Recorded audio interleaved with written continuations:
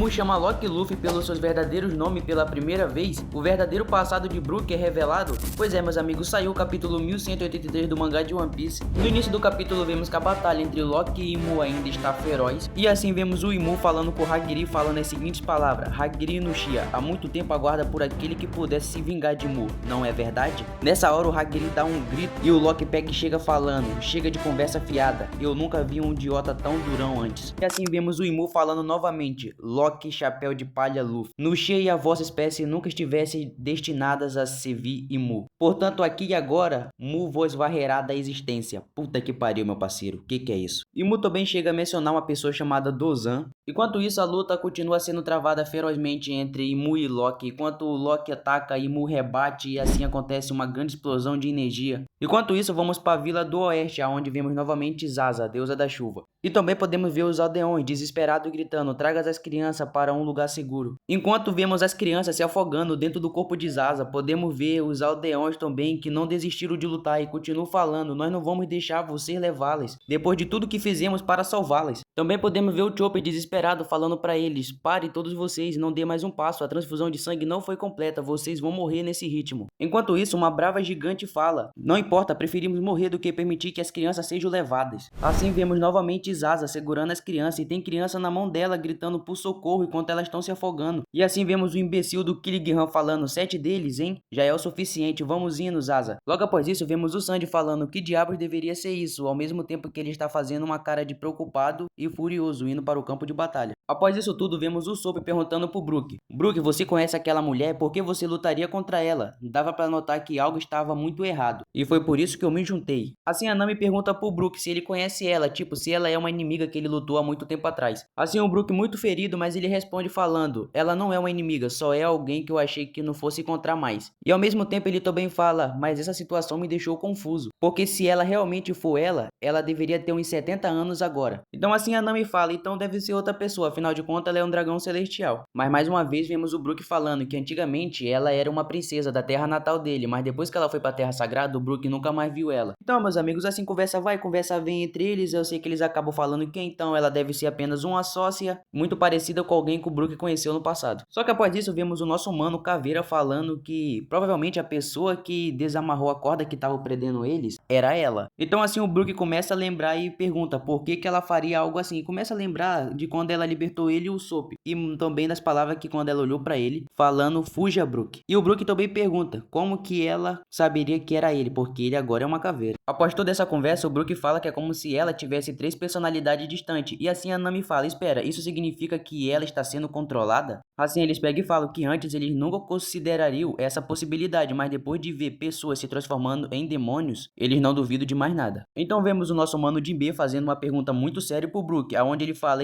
então é isso, Brook, decida logo, nós a mantemos viva ou a matamos? Se você não decidir, não podemos agir. Mano, o mano Jinbe tá poucas palavras. Então assim vemos o Brook contando e falando que ele conheceu ela há muito, mas há muito tempo atrás mesmo. E assim começa um novo flashback da vida do mano Brook. E voltamos 70 anos atrás para sua cidade natal. Assim vemos o Brook com 20 anos de idade na sua terra natal, a terra de instrumentos, o reino de Hesperia, cantando as suas canções, enquanto muitos ficavam felizes e outros acabavam reclamando porque estavam de ressaca e mandavam ele parar de cantar. Logo após isso vemos o design completo do Brook de 20 anos de idade, segurando a mão da princesa Shuri com apenas 7 anos de idade, cantando assim uma alegre canção junto com ela. Enquanto isso vemos o Brook falando para a princesa Shuri que a mãe dela é muito forte e que também que ela é a luz da vida dele. E com isso nós descobrimos uma versão do Brook, mano, devorador de casadas. Então assim a pequena princesa Shuri fala para ele: se apaixonar pela esposa dos outros é perigoso, Brook. O Brook responde: perigoso como? O amor é livre. E logo após isso vemos o chefe dele que também é o reino dele falando: a pena de morte parece perigoso o suficiente. Nessa hora vemos o Brook ficar espantado com o rei que estava bem ali e não percebeu. Aí onde ele fala: caramba, chefe, não, digo, vossa majestade. Aonde também podemos ver que aquele é o pai da pequena princesa Shuri. Então assim o rei pega e pergunta pro Brook: você está planejando o meu assassinato, não está? O Brook pega e fala: definitivamente não, isso é horrível, vou esperar a tua hora chegar naturalmente. Enquanto isso vemos a princesa Shuri agarrando a mão do Brook e falando: ei Brook, esquece a minha mãe, em troca quando eu crescer eu irei me casar com você. Após isso vemos o rei espantado falando: ei Shuri, esse é o tipo de coisa fofa que as filhas dizem para os pais. Enquanto isso o Brook pega e fala: